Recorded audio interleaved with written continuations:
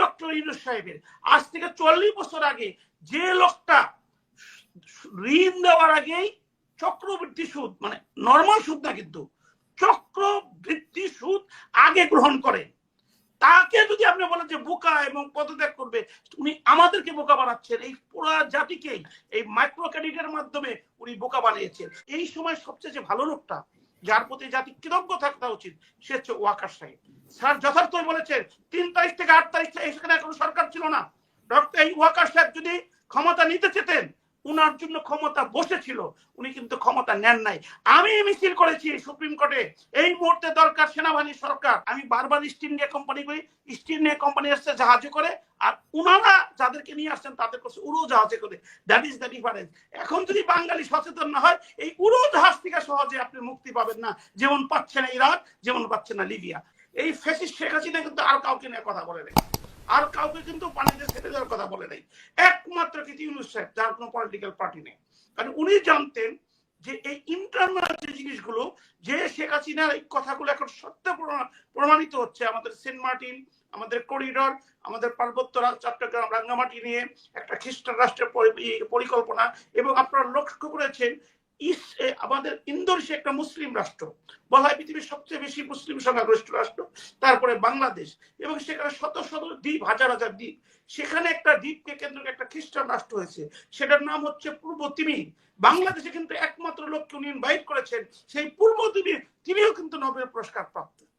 কারণ হচ্ছে আমাদেরকে খাবার থাকার না থাক, অন্যকে প্রশংসা করানো হচ্ছে আমাদের একটা গাম্ভীর্যতা।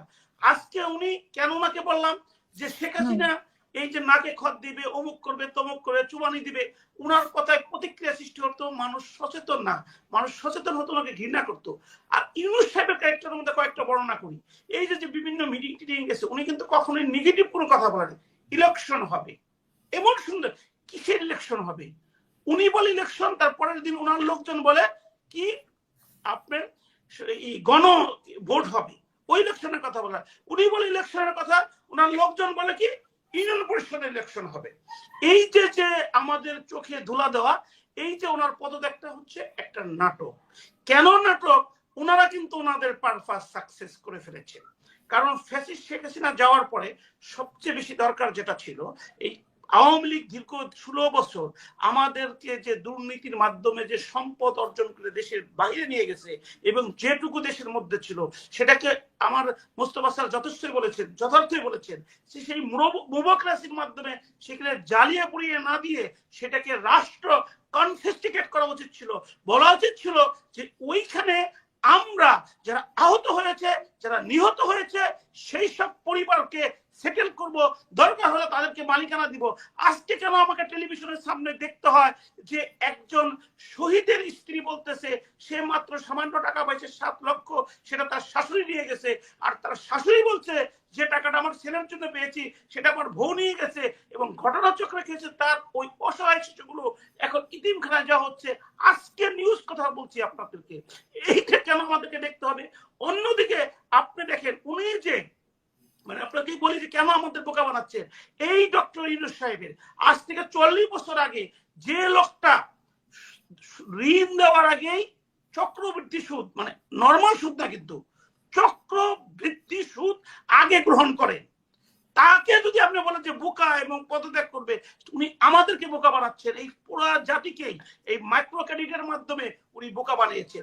উনি যদি আজকে একটা কথা বলতেন, যে কি কথা বলতেন, যে আমরা আপনার কি বলে যে এই যে গ্রামীণ, যেখান থেকে ওনার আজকে সারা বিশ্বব্যাপী পরিচয়, প্রত্যেকটা গ্রামে গ্রামীণের অফিস আছে, উনি আজকে এন্টারপ্রেনিয়ার ওখানে সৃষ্টি করতে পারতেন না। উনি জাতির উদ্দেশ্যে লেকচার দিচ্ছেন, ওইখান থেকে তার ট্রেনিং দিয়ে বিদেশে পাঠাতে পারতেন না। এইসব জিনিস গ্রামকে, গ্রামের সাথে ওনার সম্পর্ক, গ্রামীণ ব্যাংক, গ্রামীণ ড্রেস পরেন, উনি এসে গ্রামকে উন্নয়ন করার জন্য কি করেছেন কি উত্তর দিতে পারবেন না।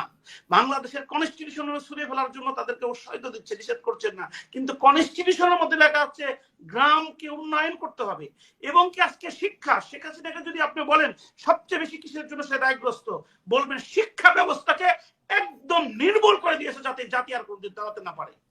সেই শিক্ষা ব্যবস্থার জন্য তো ওনার উচিত ছিল একটা ইনিশিয়েটিভ না। আপনাদের লক্ষ্য করে দেই, বাংলাদেশে পতিত শেখ হাসিনা পালিয়ে গেছে, কিন্তু পরাজিত সৈনিক হিসাবে আমরা কাদেরকে ঘৃণা করি? বাংলাদেশ পুলিশ। সেই পুলিশ এখনো কিন্তু আপনার নিরাপত্তা দিচ্ছে। সেই পুলিশের বিরুদ্ধে এখনো কিন্তু ওই বিপিনুর বলে মাইরা ঝুলিয়ে রাখবো। কি ধরনের পলিটিক্যাল কালচারের মধ্যে আমরা বড় হচ্ছি? পুলিশ ছাড়া একটা রাষ্ট্র চলবে? এখন যে আমরা দেখলাম 626 জনের মধ্যে 500 অধিক হচ্ছে পুলিশ বেরিয়ে গেছে, কেন উনি তাদেরকে গ্রেপ্তার করতে পারলেন না? কেন তাদেরকে বিচারের সম্মুখীন করতে পারলেন না? পুলিশের সংস্কার ছিল সবচেয়ে বেশি দরকার, ওইটার জন্য পার্লামেন্টের দরকার ছিল না। আমার দুজন শ্রদ্ধেয় ব্যক্তি আছে, আমি স্যার আপনাদেরকে বলতে চাই, পুলিশের সবচেয়ে বেশি বৈষম্য, কারণ পুলিশের বিসিএস কর্মকর্তারা তারা ইনভেস্টিগেশন জানে না, তারা হচ্ছে তদারকি। আর তদারকি করতে যে তারা ট্রেনিং এর পরেই অর্ডারলি পায়, 2টা গার্ড পায়, ইভেন তারা পিস্তলও চালাতে পারেন না, গাড়ি পায়।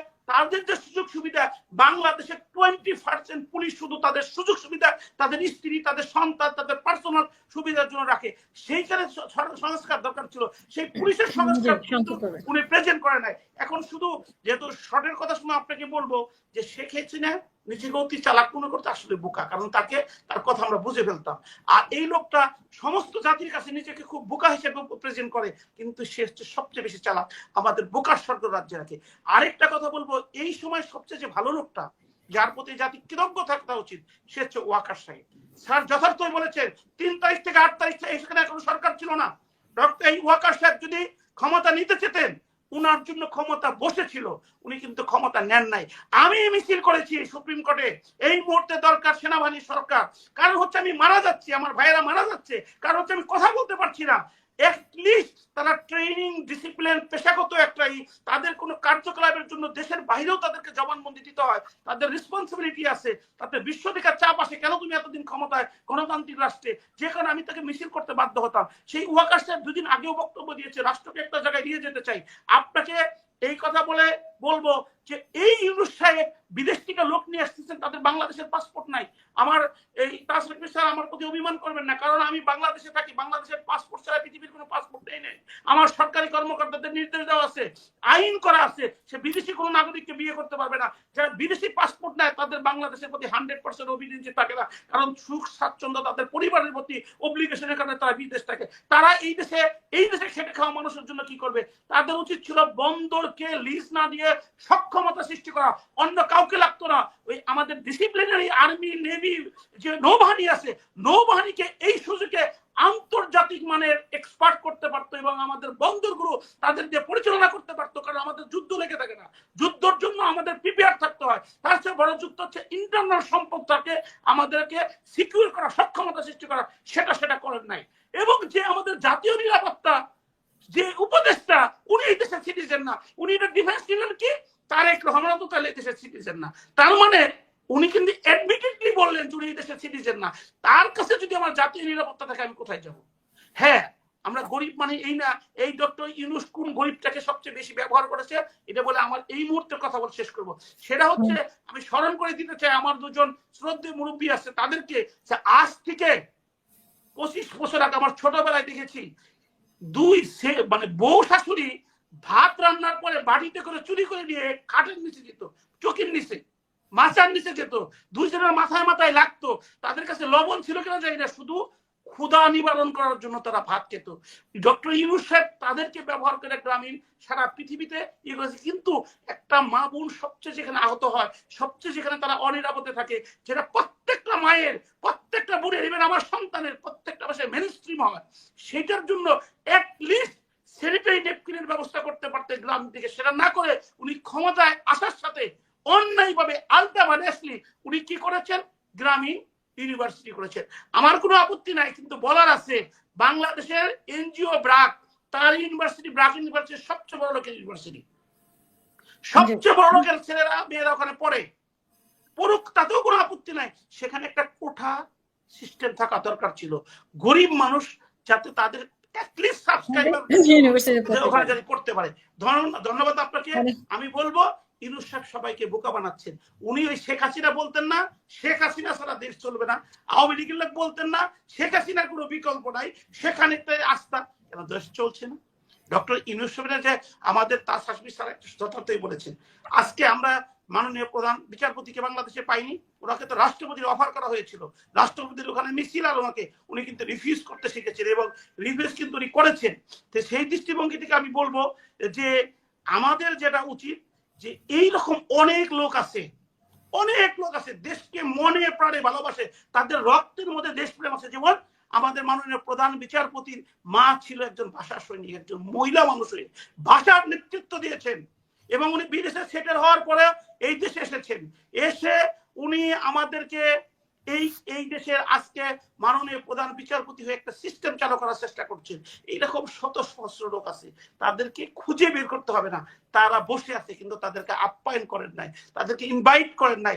এই ডক্টর ইউনূস সাহেব যদি সত্যিকারে তার ইন্টেনশন থাকতো ভালো কিছু করার জন্য, উনি দেশে যারা দেশে বসে থেকে বিদেশ থেকে আসে দীর্ঘদিন এই সেবা করতেছে, তাদেরকে উনি বাছাই করতে, উনি তাদের একজনকেও বাছাই করেন নাই। উনি ওই চট্টগ্রাম, উনি ওই গ্রামীণ ব্যাংক, ওনারা ডক্টর ইউনূস সেন্টার ওনাদেরকে নিয়ে করছেন। কারণ হচ্ছে কি, আমি বারবার ইস্ট ইন্ডিয়া কোম্পানি করি, ইস্ট ইন্ডিয়া কোম্পানি আসছে জাহাজে করে, আর ওনারা যাদেরকে নিয়ে আসছেন তাদের করছে উড়োজাহাজে করে।